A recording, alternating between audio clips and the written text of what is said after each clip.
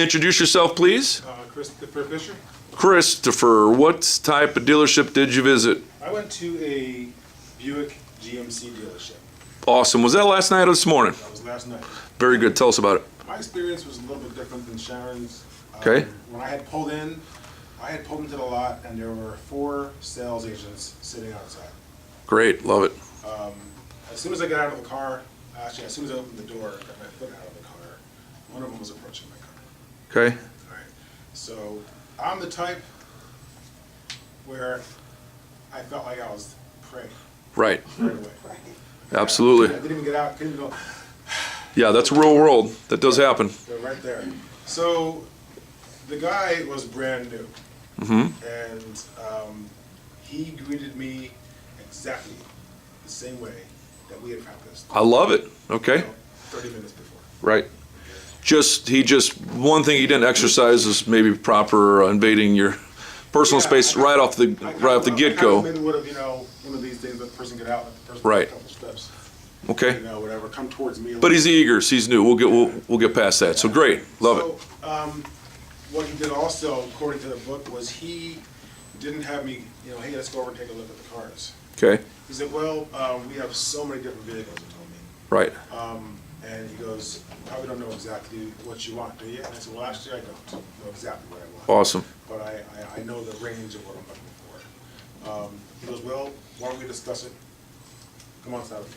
Okay. And I followed him aside, we sat down. He asked me questions about myself, Great.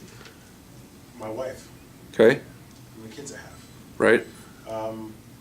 After he got done asking us all the questions, asking me all the questions, Were you were by yourself? by myself. Okay.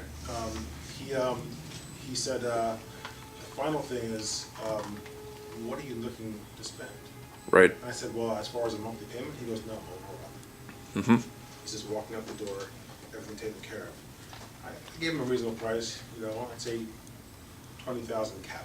Right.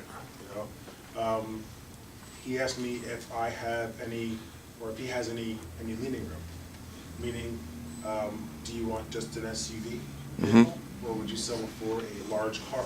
Right. So either one, the price is right. Right. He led me in the direction of what I could afford from what he asked me. Mm-hmm. He goes, that's a nice car, it's an SUV, however, from what you said, you're not gonna be able to afford that car.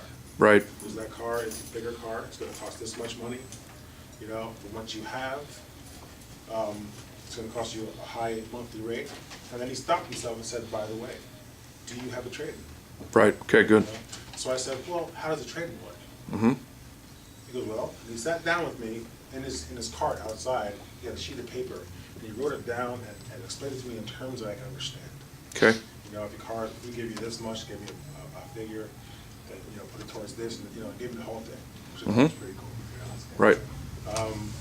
So we ended up looking at about 4 different vehicles. Okay. He opened the doors, let me sit in them, Yep. feel them out, Mm-hmm. told me about all their features. Right. Some of them look identical to each other. Mhm. Showed me, yes, they look identical, but this one has this and this one doesn't. This Right. one has that and this one doesn't.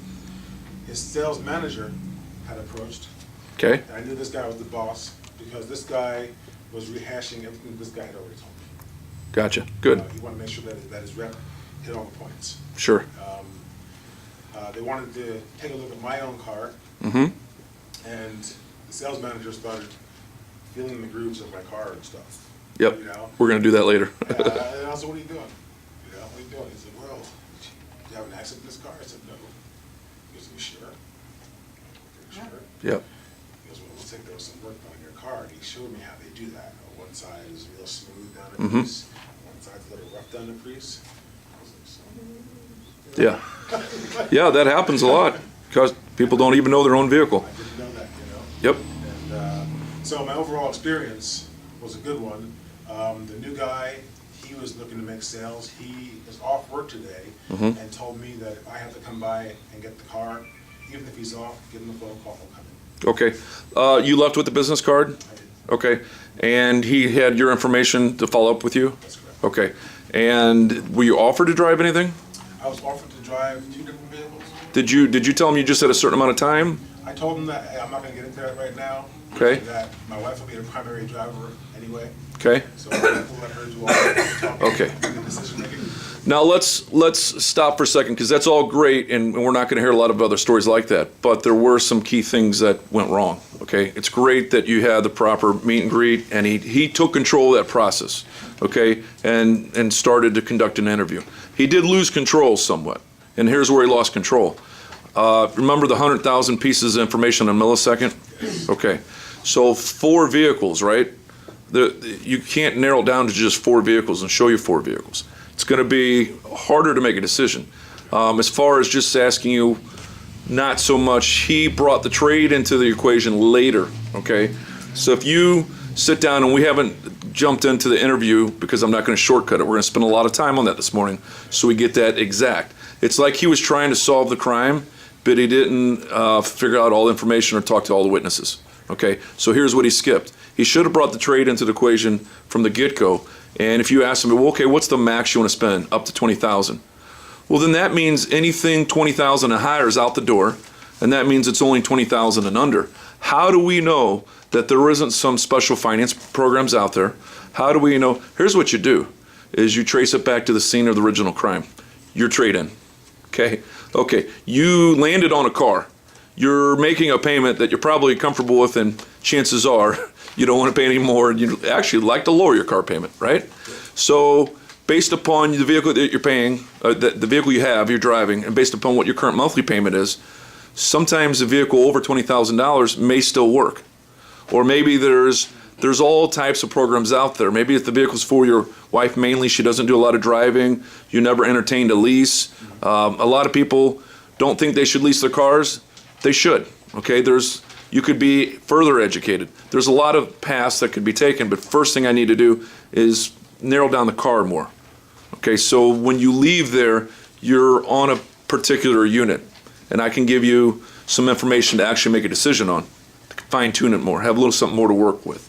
So you left with an idea, but maybe with too much information, which still needs to be narrowed down. Okay, so he let you go and said that he'd follow up with you. Did he try and set an appointment to come back with the wife? Well, I Did you stop the sale, or did he? I stopped the sale Okay, because they were wanting to go ahead and do other things, and I was, right. want to get out of there. They wanted to go right to a credit app? They wanted to run my credit. Okay. They wanted to run your credit, but we don't have a car picked out yet. Okay, so there's another mistake. Why run credit when you don't have a car picked out? Yeah, they wanted to run my credit like almost immediately. Right, They wanted the VIN number of my car. right. All kinds of stuff. Okay. So I cut it short. I actually called the kid before I came to work. And because of that is probably why you stopped the sale.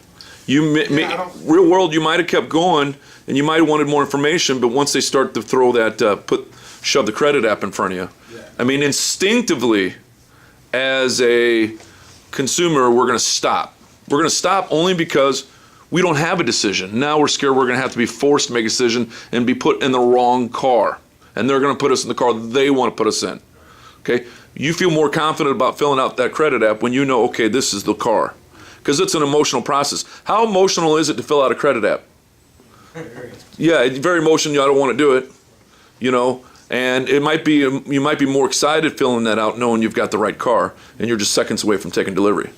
But you weren't at that point yet, were you? Okay.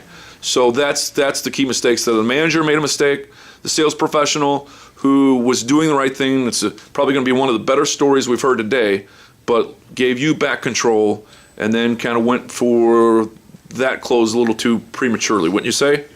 Okay, what would you have done differently? I would have, from the very beginning. I probably just told you what you would have done differently, Yeah, but from the very beginning, I would have, like you said, let the person just approach me a little bit more, a couple steps away from their own vehicle. Okay. I would have, during the interview, I would have, I'm pretty good at listening. I just would have listened. Exactly. Ask a couple questions, a little probing. Find out what they're all about. Mm-hmm. Okay. And once you pay attention to that, you bring them out. I bring out everything that they were talking about. Exactly. Bring them past everything they were talking about. Right. When we're driving in their little cart, going past the cars, taking a look and stuff, I drive nice and slow. Okay. Keep an eye on them. Keep an eye on the vehicles. And as soon as they had anything to say, I'd stop and take a look. Right. Well, what should happen is they should never be brought out to the lot and have too many choices. You should find them the exact car they want to own and bring it to them and introduce them to that exact car based upon the questions that you have asked and the answers they've provided, versus, okay, let's go out to the lot and let me show you 200-300 vehicles and let's find the right car. That's backwards. So that's a key mistake there. So, and you might not have known that had you not done your first day of training, that you might not have realized that he's making all these mistakes. Might think, okay, well, this is a professional, he's doing a good job. But really, he could have saved you a lot more time and you could have left there more educated. Does that make more sense now? Okay, now you understand why I had you do the homework assignment? Awesome, round of applause.